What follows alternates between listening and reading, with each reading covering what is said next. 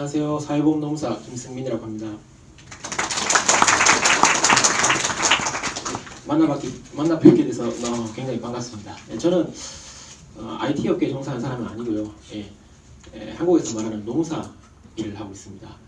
노무사 업무로서 주로 하는 거는 노동법, 노동보험, 사회보험, 컨설팅하고 사무대행이죠.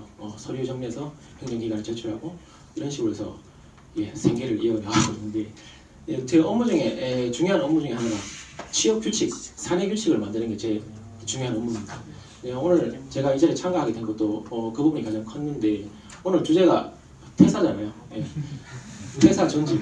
제 사내규칙을 만드는 입장에서 여러분들이 어떻게 하면 좀 퇴사라는 생각을 안 하고 모티베이션을 유지하면서 회사를 좀 공헌을 하면서 이렇게 같이 으쌰으쌰 윈윈할 수 있을까? 여러분의 솔직한 목소리를 듣고 싶어서 이렇게 참석을 하게 됐는데, 그냥 여러분 목소리만 듣고 가기엔 조금 못하다 싶어서 여기 정진호 대표님하고 서일군님한테 좀 메시지를 보냈더니 이렇게 시간을 주셔가지고 제가 자료를 좀 준비해 보게 됐습니다. 제 소개를 간단히 해드리면, 저는 김승민이라고 하고요. 대구 출생입니다. 그 근처에서 고등학교를 나왔고 경북대학교 나왔습니다. 제가 동양 사람은 굉장히 많이 봤는데 아직 제가 일본 살면서 동문을 아직 못 봤거든요. 같은 학교 나오시는 분 있으면 꼭 한번 저한테 끝나고 말씀 좀 해주시면 좋겠습니다. 되게 반가울 것 같네요. 그 경북대학교 졸업을 하고 일본계 건설회사 취업을 해서 지금 인사부에서 근무를 하다가 제가 사회보험노무사라는 자격증이 있습니다. 자격증을 따서 이번 달에 개업을 하게 됐습니다.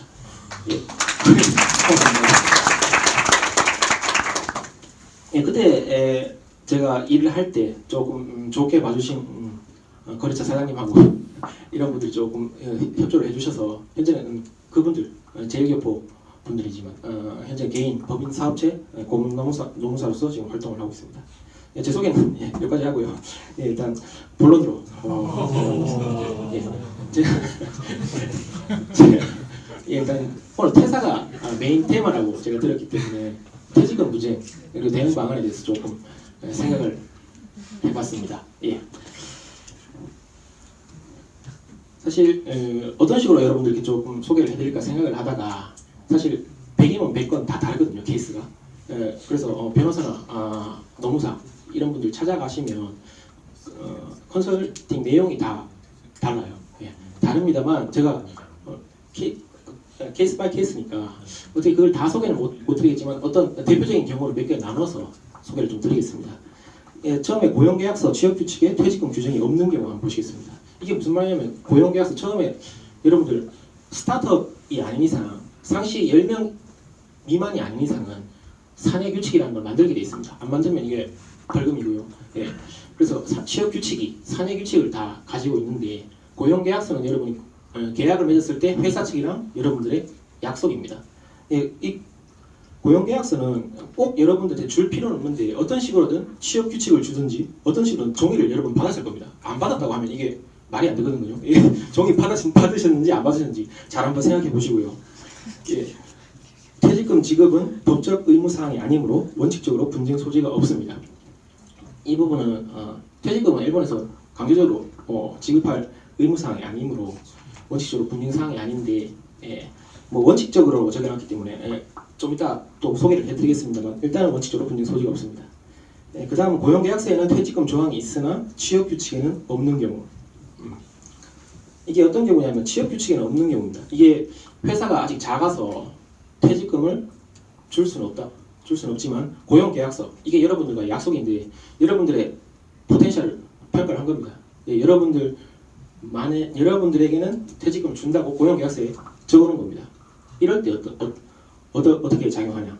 후생노동성 행정명령. 이게 행정명령이라는 게 법적 해석입니다. 법적 해석에 따라서 취업규칙에서 정하는 노동조건을 상회하는 부분 이렇게 적어놨는데, 결론적으로 말씀드리면 고용계약서에서 퇴직금 주라고 되어 있으면 이것을 근거로 이 종이를 가지고 재판소를 가시든지 아니면 분쟁조정위원회를 가셔서 요구를 할 수가 있습니다. 그 다음은 고용계약서는 퇴직금 조항이 없으나 취업규칙에는 있는 경우, 이게 어떤 경우냐면 여러분들하고 약속할 때 이렇게 종이를 주고받는데 그 종이에는 퇴직금 조항이 없는 거예요. 근데 취업 규칙에는 있는 거죠. 회사 룰로서는 존재하는 경우입니다. 이 부분은 제가 퇴직금 조항이 신설되어 취업 규칙에 포함된 시기에 따라서 나눠서 보시겠는데, 고용 계약 전에 여러분들 종이를 주고받기 전에 취업 규칙에 퇴직금 조항이 존재했을 경우에 사용자 측 책임이라고 제가 적어놨는데, 이게 노동기준법 15조 위반 시 30만 원 이하 벌금. 여기서 파트타임으로 일하시는 분 없으니까 위반 시 10만 원 이하 과태료라고 적어놨는데, 고용계약 전에 취업규칙에 퇴직금 조항 존재. 계약하기 전에 취업규칙에 퇴직금이 있었던 거죠. 근데 여러분들께 알려드리지 않은 겁니다. 퇴직금이 있다는 사실을.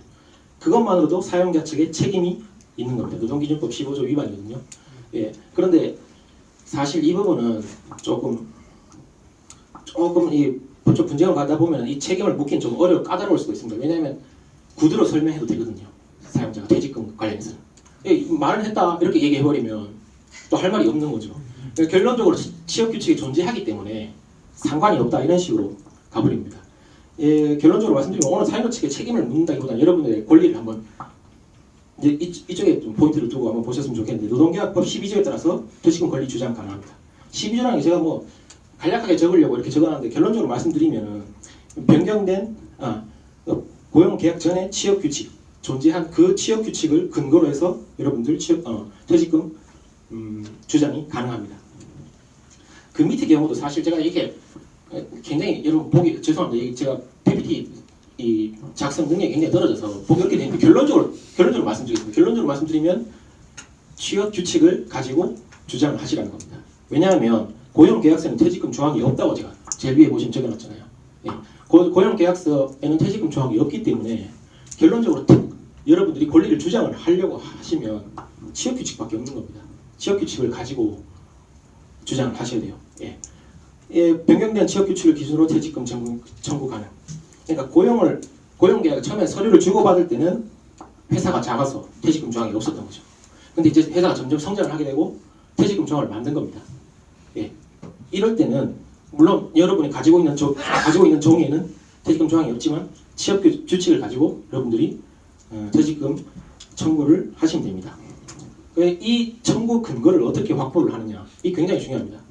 아무것도 없는데 그냥 가서 퇴직금 달라 이렇게 할 수는 없는 거잖아요. 그 부분에 대해서 제가 설명을 좀 드리면, 노동기준법 106조에 의해서 노동자가 취업규칙을 언제든지 확인할 수 있도록 취업규칙 공지의 방법이 제한되어 있습니다. 이라고 적어놨는데, 결론적으로 말씀을 드리면 여러분들이 달라고 하면 언제든지 보여줄 수 있도록 딱 준비가 돼 있어야 됩니다. 이게 안 돼 있으면 노동기준법 106조 위반이라는 거고요. 예를 들면 USB를 이렇게 놔둬서 여러분들이 바로 확인할 수 있게 준비를 해 준다거나, 취업규칙을 따로 프린트아웃해서 여러분들에게 나눠준다거나, 아니면 취업규칙을 인사부 책상 서랍에 딱 넣어둬서 여러분들이 확인하려고 하면 언제든지 확인할 수 있도록 해놓아야 됩니다. 이 공개 불응 시에는 공개 불응한다는 게 여러 경우가 있을 수 있는데, 그냥 보여주기 싫은 거죠. 그런 경우도 있을 수도 있고, 퇴사를 이미 해버린 경우에는 사내 보안을 이유로 공개를 안 할 수도 있습니다. 이게 사내 규칙을 퇴사한 사람에게 좀 보여주긴 좀 못하다라는 이유로 이렇게 돼버리면 여러분들이 청구 근거가 없어지는 겁니다. 여기에서 팁을 드리는데, 사업체 관할 노동기준감독소에 가셔서 취업규칙을 확인만 하시면 안 되고 복사를 해야 됩니다. 복사를 해야지 그걸 가지고 청구 근거가 됩니다. 왜냐하면 그 취업규칙 제일 앞장에 종이가 있는데 노동기준감독소 수리라고 도장이 빵 찍혀 있습니다. 도장이 빵 찍혔는데 이게 근거가 된다는 말씀을 드리고 싶습니다. 이때 중요한 게 사원증, 급여 명세. 어쨌든 내가 그 회사에서 일을 했다는 어떤 증명이 될 만한 어떤 걸 가지고 신분증 잡아서 가시면 됩니다. 사업체 관할 노동기준감독소로 저는 여기 치오다크, 미나토크 이런 데 근무하시면 미나토크 노동기준감독소 가시면 되고, 치오다크 같으면 치오다크 노동기준감독소에 가셔서 이거 좀 퇴직금 청구 때문에 그런데 보여주세요 라고 하면 보여줄 겁니다. 다음에 고용계약서 취업규칙에 퇴직금 규정이 있는 경우입니다. 이거는 여러분들과 약속을 할 때도 종이에도 적혀있고 사내 규칙에도 채권 규칙이 있는 건데 이게 가장 베스트 이상적인 상황입니다. 이게 여러분 배짱 튕겨도 되는 상황이에요. 이거는 그냥 사용자가 사업주가 일단 그냥 기분이 틀어졌어요. 그냥 주기 싫은 거예요. 주기 싫어졌는데 가장 노동자분들이 봤을 때는 가장 이상적인 그런 상황입니다. 그냥 가서 청구를 하면 돼요. 예, 분해조정위원회 가서 아니면 재판 가서 청구를 하시면 이건 피할 수가 없습니다. 바로 나오게 됩니다. 그 다음은 고용계약서 취업규칙의 퇴직금 규정이 있었으나 없어진 경우 이 부분도 굉장히 트러블이 자주 일어나는 상황입니다. 예를 들면 이겁니다. 이게 퇴사를 해서 퇴직금 달라고 하는데 야 우리 그거 없어졌어 이겁니다. 없어졌어. 원래 있었는데 없어졌어. 예. 그러니까 여러분들 받은 종이에는 퇴직금 조항이 있는 겁니다. 퇴직금 조항이 있는데 취업규칙 회사에서 보관하는 취업규칙에도 있었는데 이제 변경을 한 거죠. 없어진 겁니다. 예.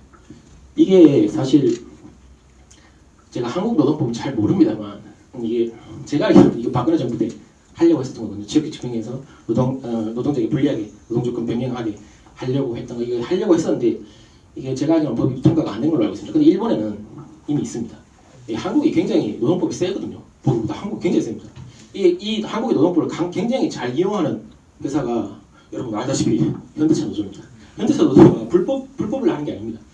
그냥 합법적인 요구를 하고 있는 겁니다. 그만큼 한국의 노동법이 셉니다.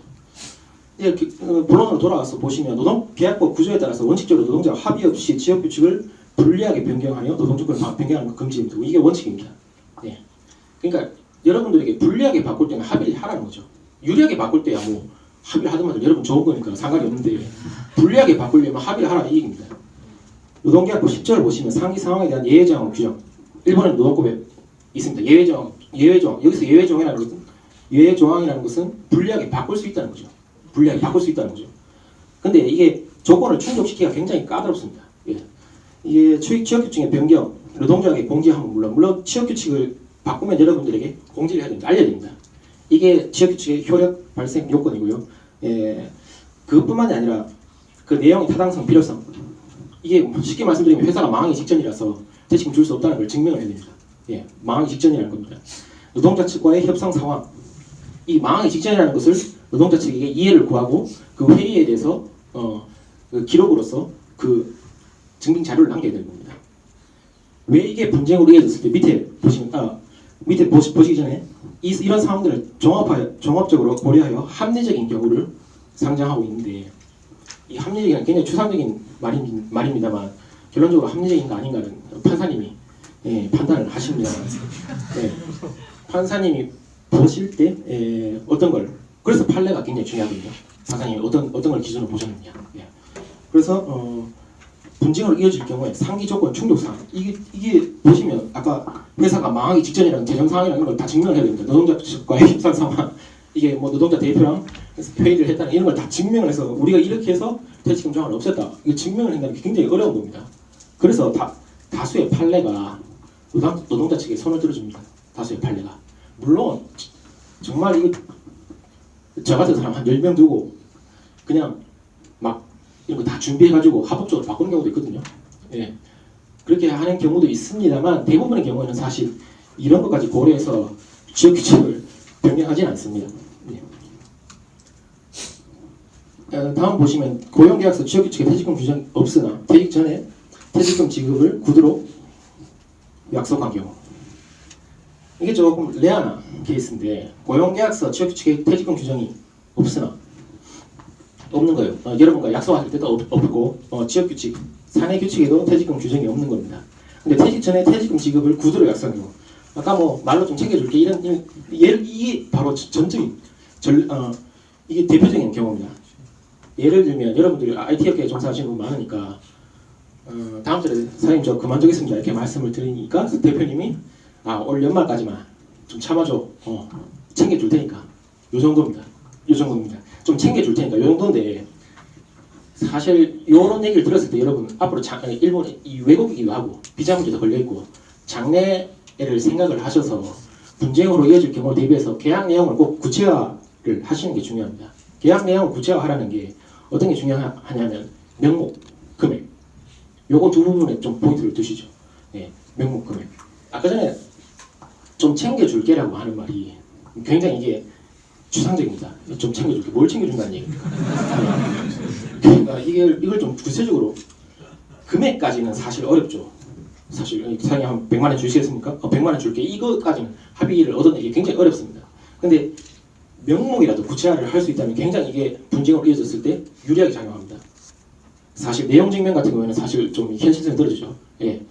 우편 증명으로 내용 증명 서류를 막 보내서 답변이 오는 것도 기대하기 어렵고 사실 이건 내용 증명은 조금 일단 하나의 방법일 수 있는데 좀 제철 두시고 보시고 예, 녹취 여러분들 완전 이제 전쟁을 각오하셔야 됩니다. 이게 이제 퇴사를 한다고 이제 얘기를 한 거고 좀 챙겨준다고 한 상황입니다. 예, 뭘 챙겨준다면 이익입니까? 예, 그래서 이제 녹취를 하셔야죠. 메신저 이메일 같은 경우에는 꼭 최소 인사부장입니다. 최소 인사부장 담당 권한이 있는 사람입니다. 뭐 어디 뭐 평사원한테 메일을 보내서 답변이 왔다. 이건 전혀 증빙 자료 안 됩니다. 예, 사장이나 인사부장급입니다. 이게 조금 팁이긴 한데 약간 좀 챙겨줄게. 요거를 메일을 보낼 때 어떤 식으로 구체화를 하냐면 뭐 아까 저번에 챙겨준다고 했는데 그게 뭡니까? 이런 식으로 보내는 게 아니고 사장님께서 퇴직금을 얘기도 안 했어요. 근데 퇴직금 좀 챙겨주시기로 했는데 사실 이제 앞으로 일본에서 어떻게 생활을 해야 될지 좀 걱정이고 어느 정도 선에서 제가 금액을 받을 수 있는지 좀 궁금합니다. 요 정선이죠. 그래서 사장님이 조금 내부에서 협의를 한 후에 알려주겠다. 요런 답변에도 받아두시라는 겁니다. 요런 답변이라도 이게 돌려서 얘기해 보면 퇴직금 주겠다는 얘기거든요. 예. 금액은 안 정해져 있습니다. 근데 제일 중요한 게 이게 분쟁으로 넘어갔을 때 금액은 안 정해져 있다고 배제할 수 있는 상황이 안 되거든요. 이게 사회 통념상 이 정도 규모의 사업체가 줄 만한 퇴직금을 또 준다고 이렇게 판결이 떨어질 수도 있습니다. 예. 이걸 구체화를 안 하면 어떻게 되냐면 좀 챙겨줄게. 우리는 퇴직금이 아니라 그냥 상해로 조금 월급 한 1.5배 이 정도 좀 챙겨주고 그냥 끝내려고 했는데 이 부분 좀 오해가 있는 것 같다. 이게 제 업무 제휴 변호사님 의견인데 이게 바로 그 얘기입니다. 계약 내용이 추상적일 경우에는 원하는 결과를 얻기 힘든. 원하는 결과라는 게 여러분 돈을 퇴직금 좀 가능하면 좀 많이 받는 건데 그게 금액을 깎이거나 잘못하면 못 받을 수 있습니다. 예. 그렇기 때문에 분쟁으로 이어질 경우를 대비해서 계약 내용을 좀 구체화를 해주시면 뒤에 좀 좋은 일이 있을 수도 있습니다. 예. 근데 여러분 이 다음 내용은 사실 조금 여러분들에게 좀 불리한 조항이긴 한데 민법 신의칙에 의한 퇴직금 삭감. 예.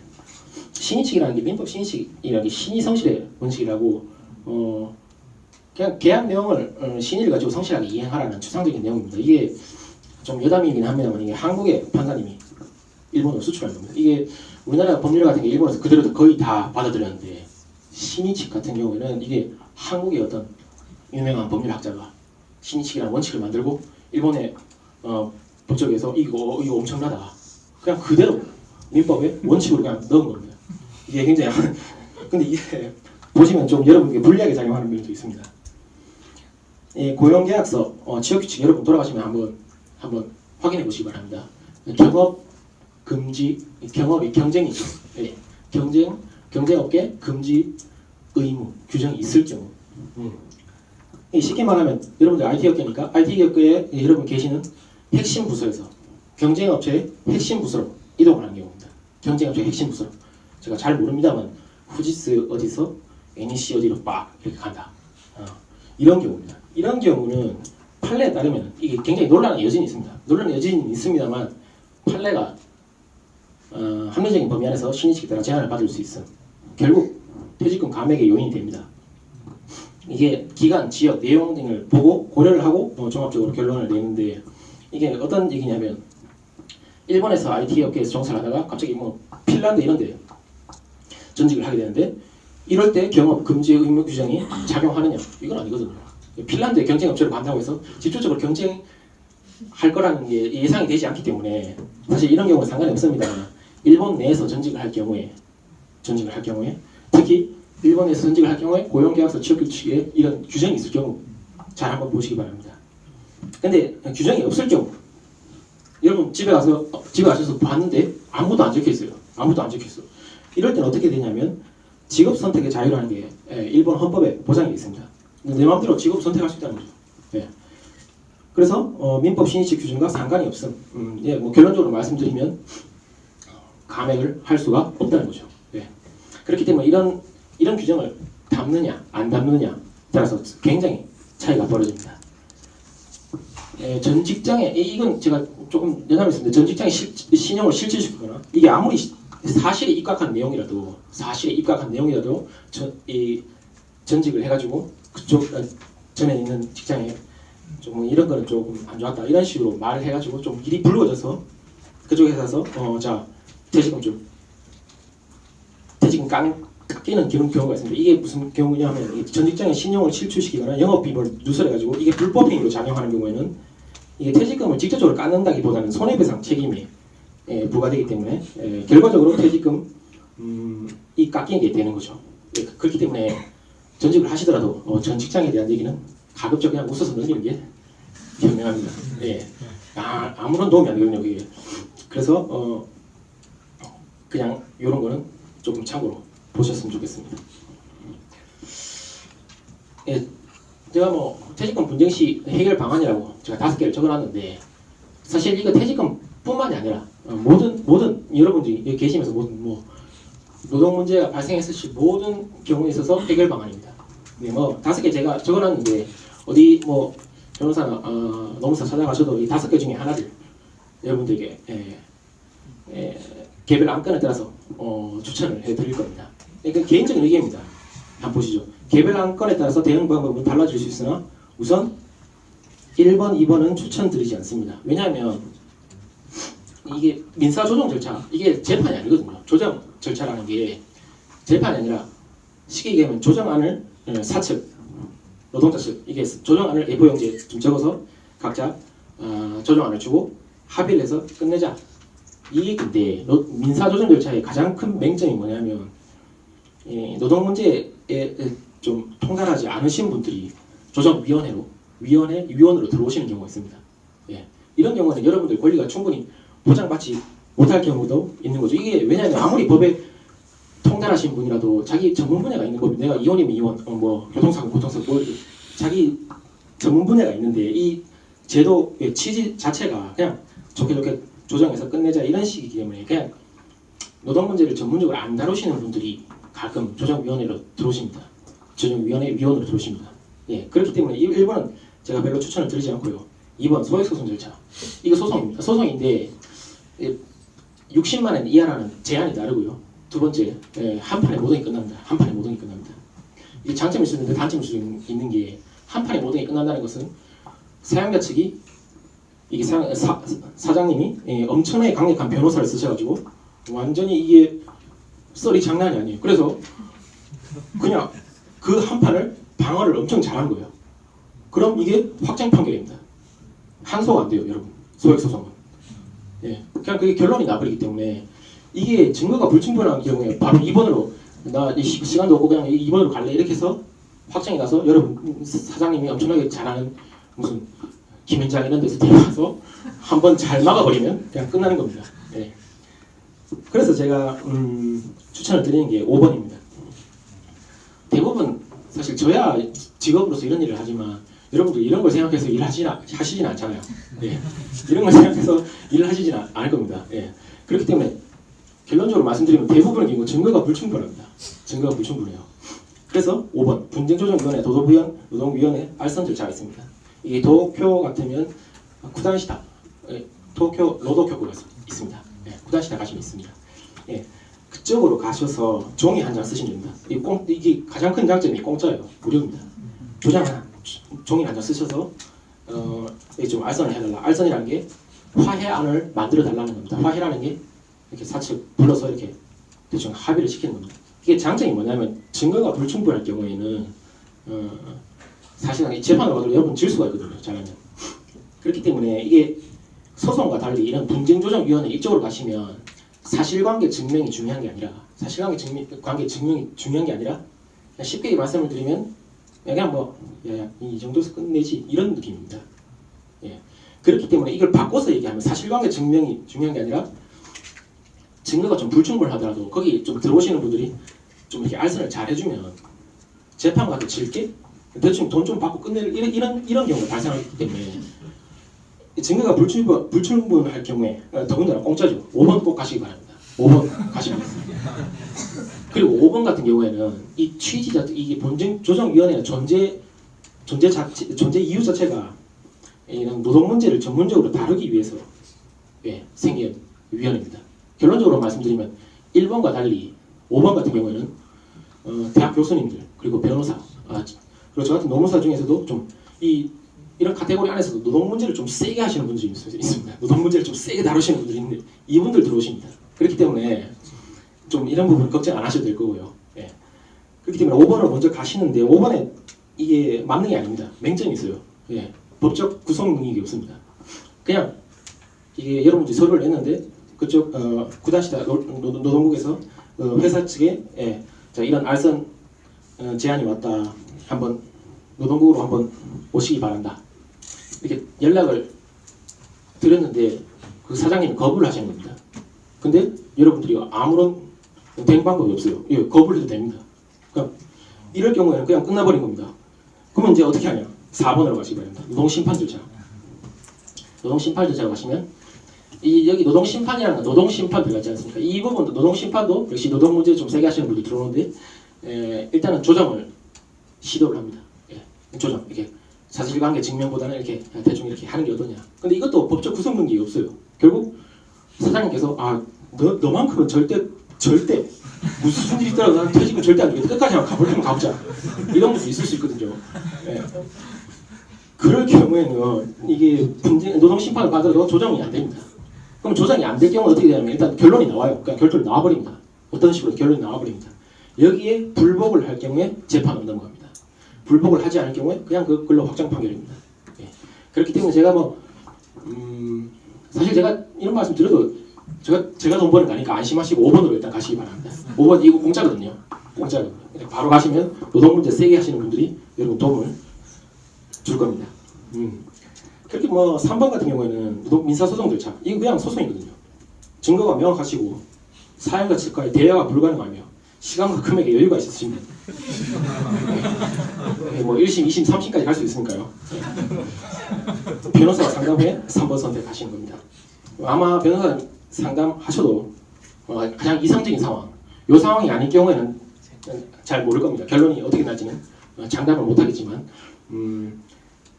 일단 우리가 가장 큰 약점이 비자의 제한이 있기 때문에 일단 시간과 금액 이 부분이 여유가 있나 없냐 이 가장 큰 맹점인데 그래서 더욱더 저는 5번을 추천드립니다. 제가 오늘 주제가 퇴사다 보니까 제 개인적으로 전직 퇴사를 해야만 회사 어떤 회사가 있는가 제가 개인적으로 한번 생각을 해봤습니다. 가끔 이런 회사가 있어요. 비즈니스 모델 자체가 불법하게 업체가 있습니다. 이게 회사 안에서 노동 시간만큼의 급여를 지불 안 한다 라는 경우라든지 아니면 어떤 노동 기준법을 조금 위반한다든지 이런 경우랑 차원의 문제고 태생 자체가 불법인 거예요. 비즈니스 모델 자체가 불법인 경우가 있습니다. 예. 이런 회사가 여러분들의 커리어나 여러분의 복지라든지 이런 부분을 고려를 할까요? 예. 태생 자체가 불법입니다. 태어나지를 말았어야 돼요. 예. 이게 어떤 식으로 구분이 되냐? 하청과 파견의 결정적 차이가 있습니다. 예. 노동자에게도 지휘 명령을 하는 주체에 따라 하청과 파견으로 분류됩니다. 예. 노동자에게 지휘 명령을 하는 주체 하청이 뭐냐면 하청이라는 건 일감을 따오는 겁니다. 일감을 따는 겁니다. 일감을 따서 일감을 따는데 지휘는 그 조직에서 지휘를 하게 됩니다. 파견은 사람을 보내놓고 그쪽에 직원들의 지시를 받는 겁니다. 물론 하청이라 할지라도 어느 정도 가이드라인이 있기 때문에 그 가이드라인에 따라서 일을 진행을 합니다만 일일이 노동자에게 지시를 내리는 주체 이거에 따라서 하청과 파견이 나뉩니다. 예. 근데 이게 파견업체로 영업을 하는 게 굉장히 부담이 따릅니다. 왜냐하면 이게 서류를 많이 준비를 해야 되고요. 5년마다 한 번씩 허가도 다시 받아야 되고 파견처에 서류도 보내야 되고 파견할 때마다 노동자에게 알려드릴 것도 있습니다. 그렇기 때문에 이런 파견업체로 신고를 안 하고 하청업체로 행세를 하면서 파견업으로 비즈니스를 하는 이런 업체가 있습니다. 이게 유감스럽습니다만 이게 건설이나 IT 이런 쪽에 조금 문제가 될 만한 업체들이 좀 있는데 이런 업체들은 제 개인적인 생각입니다만 조금 피하시는 게 좋을 것 같습니다. 예, 부족한 발표입니다만 제 발표는 여기까지입니다. 감사합니다.